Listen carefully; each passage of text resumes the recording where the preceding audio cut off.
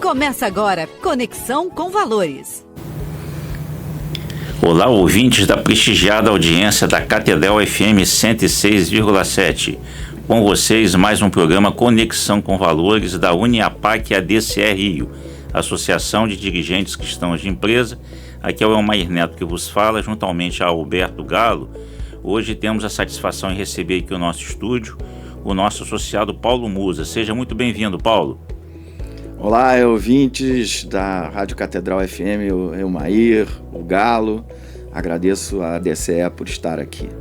Paulo, a gente estava conversando aqui um pouco antes do programa, você contando sua experiência, que você, filho de arquiteto, seu pai trabalhou no projeto lá do Colégio Santo Inácio, e com isso você teve uma convivência muito próxima dos padres, né, que frequentavam sua casa em algum momento, e que com isso você viu assim, um outro olhar, né? Você teve uma outra percepção dos sacerdotes jesuítas. Uma coisa era a sua visão da escola, outra coisa era você percebê-los mais de perto, né? Conta um pouco dessa visão assim, de como ver os sacerdotes e a própria igreja de uma forma mais humana, na sua história de vida. Sim, eu tive esse privilégio, porque meu pai trabalhou no Projeto Santo Inácio e depois na Casa de Correias. E eu tive, os padres às vezes frequentavam a minha casa, iam a Petrópolis, a gente tinha uma casa lá perto de Correias e eles iam lá e eu almoçava com eles e via o nível de conhecimento, de estudo, de capacidade espiritual, orava com eles e tal. E depois continuei na minha vida de Santo Inácio, que é jesuíta também, que era um modelo de escola muito boa.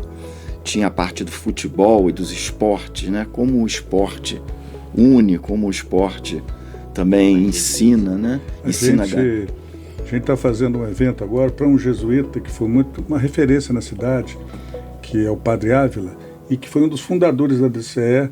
Também foi um dos precursores na PUC, foi o fundador da Escola de Sociologia, e preparando esse encontro, que será dia 11 de novembro, né?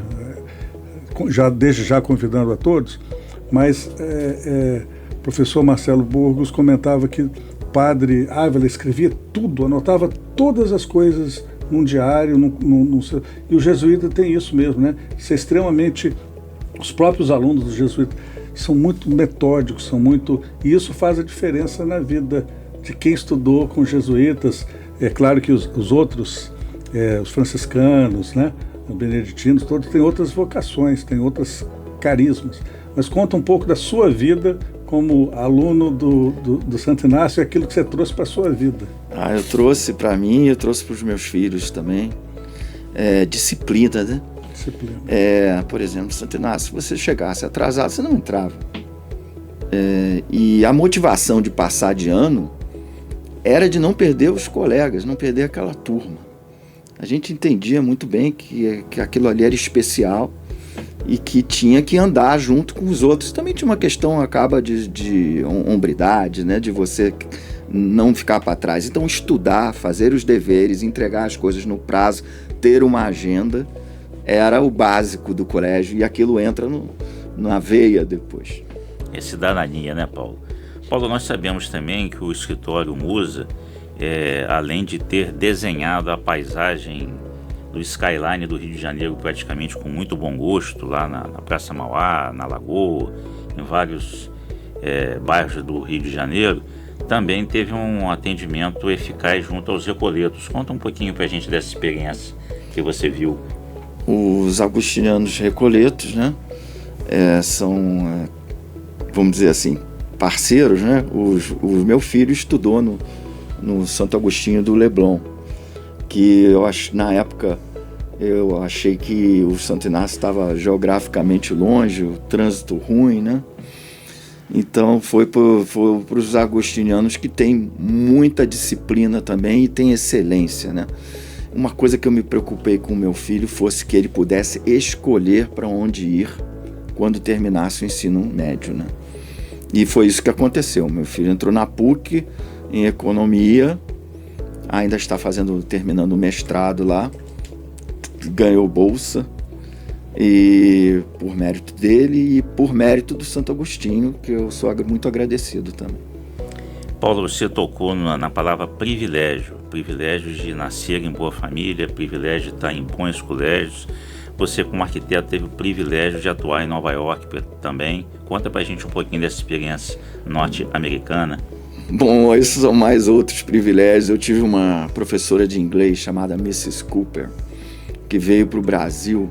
Não sei direito se foi para ensinar para as filhas do Getúlio ou se para as filhas do Juscelino.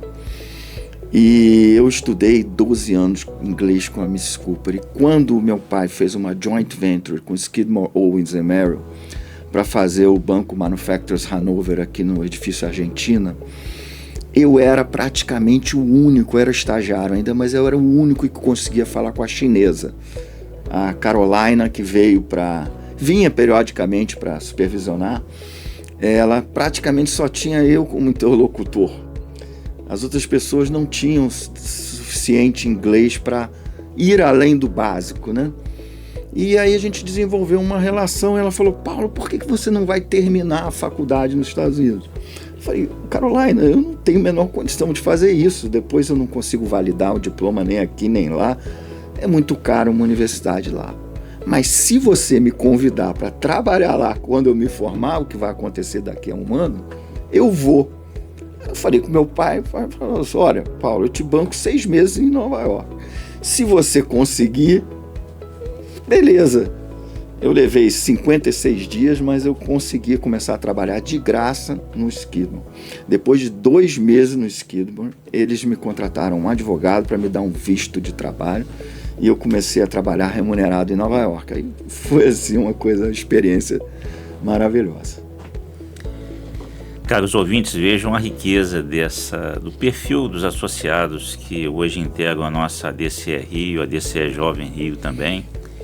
E você, tendo curiosidade de conhecer um pouco do que está por trás dessas 4 letrinhas aí da ADCE, vejam lá o nosso Facebook, ADCEBR, o nosso Instagram, @ADCERio, que diariamente a gente compartilha conteúdo a respeito desses nossos encontros, simpósios, os seminários que a nossa ADCE vem realizando. Tive a satisfação de conhecer o Paulo na década de 90, né, Paulo?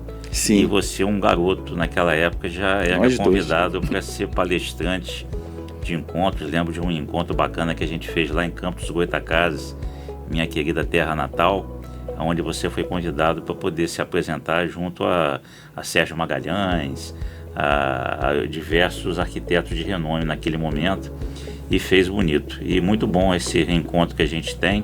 É uma satisfação para a gente enorme ter você conosco na ADCE Rio. A gente sabe que recentemente o Dr. Edson, seu pai, fez sua Páscoa.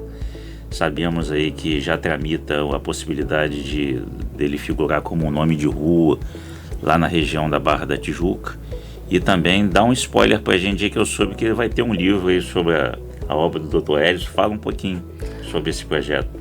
Bom, o Elmair é incansável, né? Ele está sempre promovendo, e desde garoto, a gente era garota nos 90, ele me convidou para esse evento, mandou me buscar com um carro de um Opala, aquele negócio todo chique. E eu cheguei lá e notei que esse negócio de falar em público é uma coisa que eu consigo. Tem gente que não tem esse dom, né? Eu consegui expor com alguma clareza muito do trabalho do nosso escritório, que vem do meu pai, do meu tio. Na época eu tinha uma participação ainda pequena, meio técnica, né, na parte do AutoCAD, né, que é essa parte de programação e computador, uma coisa que eu busquei muito. E, bom, e continuando o que o Mair estava falando, era sobre que mais? O negócio do livro. O livro é uma coisa que meu pai merece ter, quer dizer, a obra dele está aí nas ruas, mas acaba que as pessoas não têm essa informação. Então é importante a gente fazer um livro de uma maneira leve, de uma maneira agradável, que a informação fique como uma semente, que as pessoas... claro que existe uma sucessão de arquitetos do Brasil que são notáveis, né? que eu acho que essa tradição começou com o Lúcio Costa. Porque a questão da arquitetura, às vezes a gente pensa que é uma questão técnica de você fazer um desenho ali de uma construção, de um bairro, mas na realidade ela mexe com todas as ciências. Você tem que ter,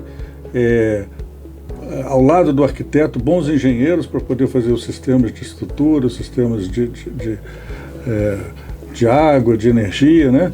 Mas você tem que ter também uma questão de sociologia, que é como integrar as pessoas, como integrar os grupos que vão frequentar, que vão passar por ali, uma engenharia de tráfego. E um dos problemas que a gente percebe na cidade do Rio é que ela cresceu muito rápido, né?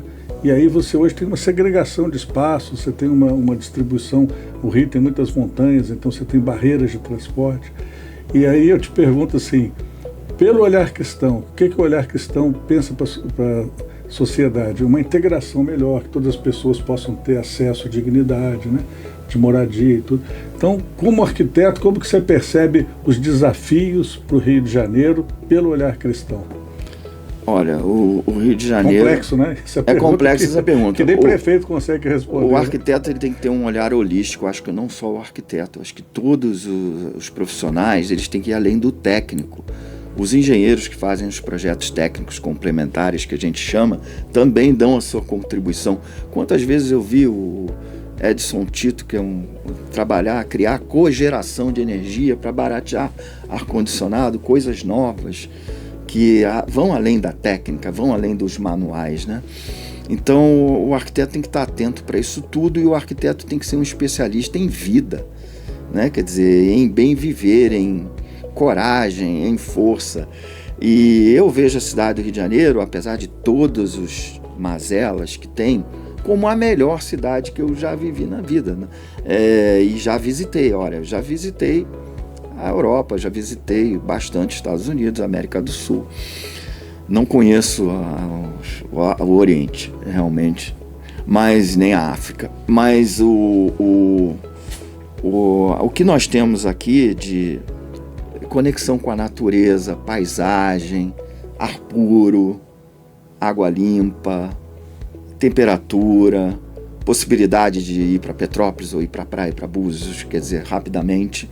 Então, quer dizer, nós temos aqui quase tudo. Aí tem uma questão humana, que nem todo mundo foi privilegiado como eu de ter uma educação cristã, de entender que o trabalho vem antes do sucesso, que você treina no futebol para ganhar o jogo. Então, quer dizer, são coisas que poderiam ser melhor difundidas. Eu acho que a DCE tem esse objetivo, acho que toda a nossa arquidiocese trabalha nisso. E a gente faz esse trabalho com todas as dificuldades e sempre se avança um pouco. A DCE, recente, teve um evento, acho que você esteve participando lá conosco, para discutir a cidade do Rio como um espaço que tem que ser inclusivo, tem que ser para todos, né? A gente quer que as pessoas todas possam viver com dignidade, viver com acesso ao trabalho. E foi um evento muito bacana, junto com a Firjan. E a base principal... O Grupo G20 do Cristo Redentor também. Isso, Firjan, Grupo G20, e já preparando para esse evento que teremos agora no final do ano, de novembro, que é o G20 aqui no Rio. Mas pensando a cidade como um espaço não só de edifícios frios, de ruas, né? Mas de pessoas. A pessoa tem que vir em primeiro lugar. E aí, já terminando essa minha fala, reforço, procurem a DCE no Instagram, a DCE Rio, procurem a DCE no Facebook e se aproximem, porque nossa DCE é um espaço aberto para todos, para que a gente possa discutir essas questões, as pessoas humanas em primeiro lugar, dentro de uma visão cristã. Sim, a cidade tem que ser inclusiva, estamos caminhando cada vez mais para isso. E eu acho que tem realmente a ver com o desenvolvimento intelectual, espiritual dos seus habitantes. As cidades mais civilizadas que eu já vi, mais organizadas, que eu vi na Europa, né? Você vai a Genebra, não tem nada fora do lugar. As pessoas são altamente funcionais e competentes e responsáveis, né? E tem uma parte de uma coisa de volta, né? Que é a remuneração, o trabalho. Então, o Rio de Janeiro, que tem essa vocação turística, eu vejo como os serviços e entretenimento têm crescido na cidade, né? E vou até citar aí o teatro do Tom Jobim, que nós vimos. Casa Grande. Casa Grande, e uma coisa espetacular. E como isso movimenta, porque aí que está a economia e a inclusão. A inclusão faz com que a economia gire mais rápido. E nesse processo, as pessoas ganham salários e ganham renda. E gira. E a pessoa tendo renda, ela tem mais paz, porque a violência diminui, né? As transgressões diminuem. Isso, sobretudo a dignidade, né? Paulo, prosa boa, ela é curta. Eu vou pedir a gentileza que você possa fazer um briefing aí para os seus amigos, o seu networking, sobre o seu olhar da DCE, que você já fez menção em algumas passagens, e os convidando. Você já tem trazido amigos, trouxe recentemente o Francisco, está conosco, então está contigo aí esse spoiler. Bom, é o trabalho de formiguinha, né? As pessoas realmente andam pressionadas financeiramente no Rio de Janeiro e procuram usar o seu tempo muito para trabalho. É difícil as pessoas doarem o seu tempo para pensar alguma coisa além do dia a dia. Mas eu fico aí o convite de todos que estão me ouvindo, que se aproximem da DCE e de um trabalho além do banal, né? Pensar um pouco para o futuro, possa plantar hoje para colher amanhã. E é o que eu vejo a DCE fazendo e a nossa arquidiocese como um todo sempre fez. Nós agradecemos imensamente a sua presença aqui conosco, é sempre uma satisfação. E Conexão com Valores, sempre aos sábados, às 17 horas, na Catedral FM. Até a próxima. Muito obrigado. Muito obrigado a vocês.